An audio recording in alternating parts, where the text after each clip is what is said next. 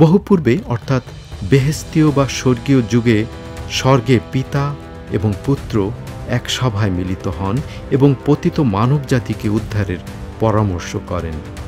আর স্বর্গীয় অসীম প্রেমে মানবের সম্ভাব্য পাপ থেকে উদ্ধারের জন্য স্বর্গ প্রস্তুত হয়েছিল। তিনি সেই পুত্র সন্তান যিনি মরিয়ম বা মেরির গর্ভে জন্মেছিলেন। তিনি কবরে গিয়েছিলেন অর্থাৎ মৃত্যুবরণ করেছিলেন। সুতরাং মৃত্যুর কারণ যে সমস্ত নরনারীদের হৃদয় ভেঙে গিয়েছে তিনি তাদের সান্ত্বনা দিতে পারেন। ঊর্ধ্বে বেহেস্তে বা স্বর্গে একটি রক্তাক্ত মেষশাবককে দেখা গেছে। মনে হয় যেন তাকে হত্যা করা হয়েছিল, তথাপি তিনি সিংহাসনগুলোর মাঝখানে দাঁড়িয়ে আছেন। যে সমস্ত শক্তি তাঁকে এবং তার অনুসারীদের আক্রমণ করেছে সে সমস্ত শক্তিকে মেষশাবক পরাজিত করেছেন। মেষশাবক প্রতিটি মিথ্যা ধর্ম এবং ধর্মীয় পদ্ধতিকে জয় করবেন। আপনি এবং আমি কোন পক্ষে আছি? আমরা কি মেষশাবকের পক্ষে আছি? আমরা বিজয়ীদের পক্ষে আছি তো?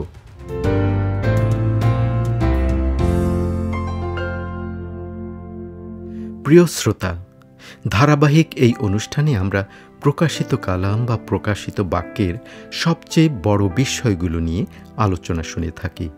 আমরা প্রকাশিত কালামের শান্তি স্থাপনকারী সম্পর্কে আলোচনা শুনছি। ধারাবাহিক এই আলোচনায় প্রসঙ্গক্রমে গত অনুষ্ঠানে আমরা মানসিক চাপ সম্পর্কে কিছুটা আলোচনা শুনেছি এবং কিছু কিছু প্রশ্ন আমাদের সম্মুখে উঠে এসেছিল। প্রশ্নগুলোর মধ্যে ছিল, আমাদের এই মানসিক চাপ থেকে আমরা কিভাবে রক্ষা পেতে পারি? আমাদের দুশ্চিন্তা ও মানসিক চাপ নিরসনে কে আমাদের সাহায্য করতে পারেন? মানসিক চাপের সময় আমরা কোথায় এবং কার কাছে আশ্রয় নিতে পারি ইত্যাদি। প্রিয় বন্ধু, চলুন তাহলে আমরা আমাদের আলোচনায় প্রবেশ করি।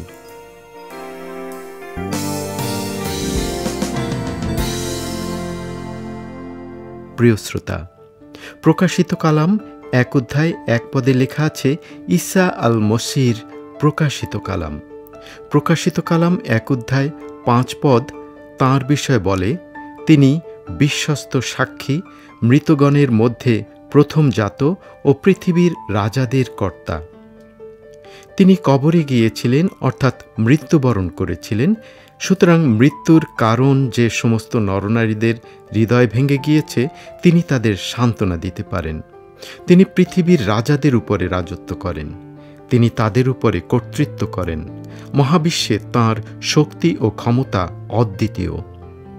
প্রকাশিত কালাম 12 অধ্যায় 5 পদে বলা আছে, পরে সেই স্ত্রীলোকটি এক পুত্র সন্তান প্রসব করিল, যিনি লৌহদণ্ড দ্বারা সমস্ত জাতিকে শাসন করিবেন। তিনি সেই পুত্র সন্তান যিনি মরিয়ম বা মেরির গর্ভে জন্মেছিলেন।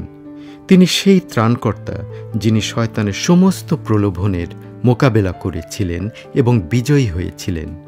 প্রকাশিত কালাম 12 অধ্যায় 5 পদে আরও বলা হয়েছে, আর তাহার সন্তানটি ঈশ্বরের ও তাঁর সিংহাসনের নিকটে নীত হইলেন। ঈসা আল মসিহ বেহেস্তে নীত হন বা স্বর্গারোহণ করেন, আর তিনি আমাদের সমস্ত প্রকার বোঝা বহন করার জন্য এবং আমাদের প্রয়োজনে আমাদের পক্ষে যাজকের বা প্রধান ইমামের কাজ করার জন্য বেহেস্তে আজও জীবিত আছেন। প্রকাশিত কালাম 14 অধ্যায়ে বলা আছে, ঈসা আল মসিহ শস্য চয়নের জন্য বা ভালো লোকদের নেবার জন্য পৃথিবীতে আসছেন। প্রকাশিত কালাম 14 অধ্যায় 14 পদ বলে, আর আমি দৃষ্টি করিলাম, আর দেখো শুভ্র বর্ণ একখানি মেঘ, সেই মেঘের উপরে মনুষ্যপুত্রের ন্যায় এক ব্যক্তি বসিয়া আছেন। তাহার মস্তকে সুবর্ণ মুকুট ও তাহার হস্তে একখানি তীক্ষ্ণ কাস্তা।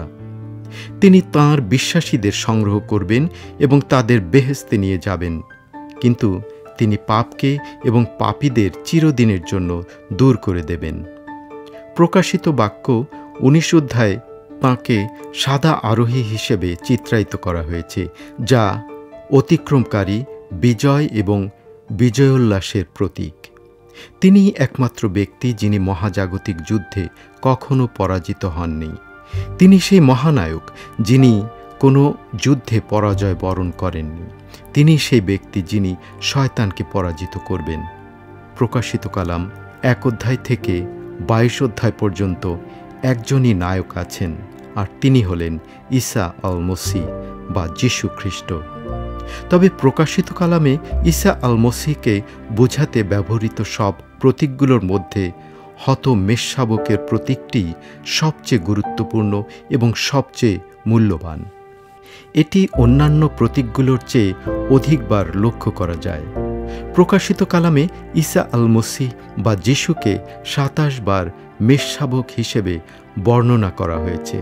প্রকাশিত কালাম 5 অধ্যায় 6 পদে লেখা আছে, পরে আমি দেখিলাম ওই সিংহাসনের ও চারি প্রাণীর মধ্যে ও প্রাচীন বর্গের মধ্যে এক মেষশাবক দাঁড়াইয়া আছেন, তাহাকে যেন বধ করা হইয়াছিল। ঊর্ধ্বে বেহেস্তে বা স্বর্গে একটি রক্তাক্ত মেষশাবককে দেখা গেছে।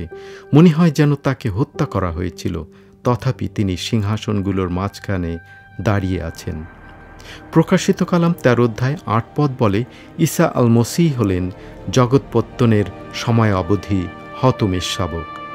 বহু পূর্বে অর্থাৎ বেহেস্তীয় বা স্বর্গীয় যুগে স্বর্গে পিতা এবং পুত্র এক সভায় মিলিত হন এবং পতিত মানব জাতিকে উদ্ধারের পরামর্শ করেন।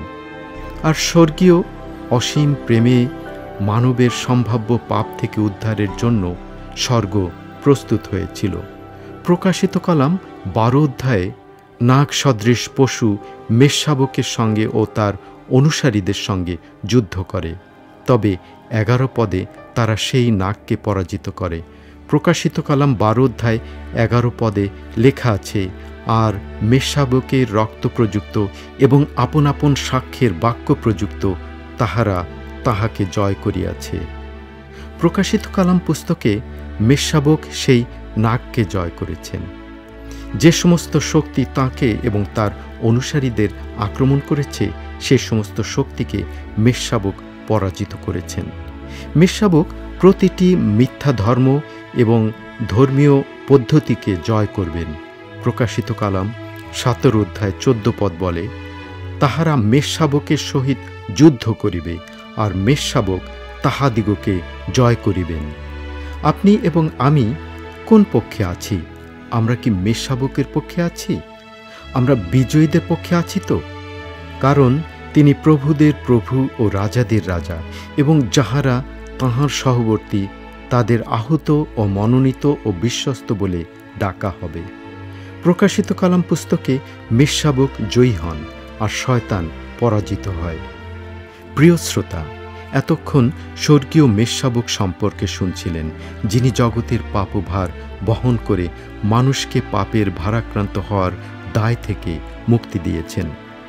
আগামী অনুষ্ঠানে এ ব্যাপারে আমরা আরও অনেক তথ্য জানতে পারব, যা আমাদের মানসিক প্রশান্তি দেবে।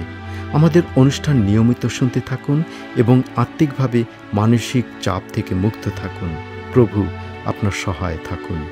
এছাড়া আমাদের ধারাবাহিক এই অনুষ্ঠান সম্পর্কে অথবা আজকের আলোচিত এই বিষয়ের উপরে আপনার যদি কোনো প্রশ্ন থাকে, তাহলে আমাদের কাছে লিখে জানাতে পারেন। আমাদের কাছে চিঠি লেখার ঠিকানা আশার বাণী, GPO box number 80, Dhaka 1000, Bangladesh. তাছাড়া আমাদের কাছে ইমেইল করতে পারেন। ইমেইলের ঠিকানা bangladesh@awr.org।